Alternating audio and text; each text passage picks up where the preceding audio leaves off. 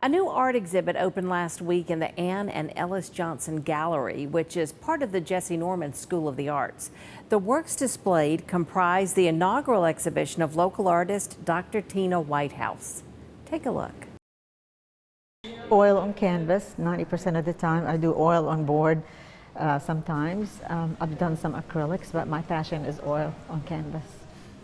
Dr. Tina Whitehouse was a pharmacist at the VA Medical Center for 25 years, but that was just her day job. Ever since she was a child growing up in Jordan, she was passionate about art. Analyzing art in museums and I never took any instructions in art as a student. She's self-taught, except for a few workshops over the years. 20 years ago, her husband bought her a palette and an easel. And he said, paint. When COVID happened, she learned about virtual art classes. I used those 2-3 years for intensive class training in classical art, because that's been my passion. But how did her passion for painting lead to this stunning portrait of world-renowned opera diva Jessye Norman? If I'm more passionate about anything else, it's opera.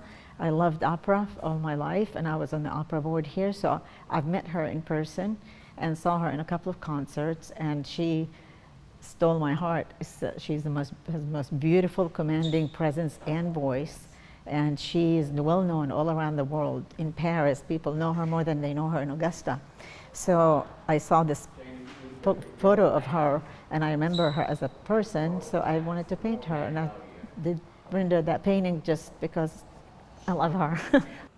Enter Tina's good friend, Clyde Farr, who told the director of Jessye Norman School of the Arts that a local artist had painted an extraordinary picture of the opera star. And I said, well, that's great, let me see it. And he showed me, and it was breathtaking. It is. And then they revealed it during Concerts with a Cause at St. John United Methodist Church. And then afterwards we said, let's do a gallery reception. And that's exactly what happened on Friday, October 6th. Farr staged an elegant event complete with a red carpet entrance. It was both a celebration and a fundraiser. And they were kind enough to do it in support of our 20th anniversary and the fact that we really need a new roof. It's been 20 years since the old roof was put in place, and we're starting to get some leaks on the front of the building, and it's time for it to be repaired. The idea that her paintings could help fund a new roof for an art school was both mind-blowing and intimidating. You know, my work is more emotional. I never intended it to be a commercial work or, to sell it, but each painting has a special emotion, a special significance for me. So I just kind of go all over the place. I have multiple subjects that I'm interested in, mostly figures and, emotional spaces. So I keep on improving. Every painting is another journey. Perhaps a journey without an end. How does the artist know when the painting is finished? Never. It's never through.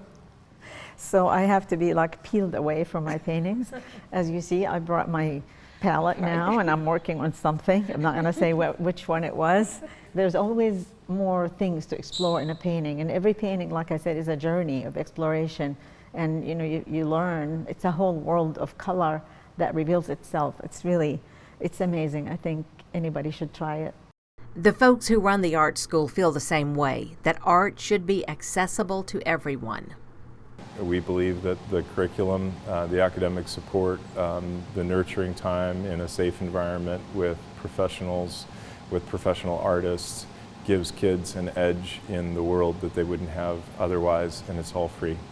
And we have this lady to thank. Jessye Norman made the initial donation to get the ball rolling. The first class was in 2003. And 20 years later, the school, which is located at the corner of 8th and Green Streets in downtown Augusta, is a space that other arts groups use as well.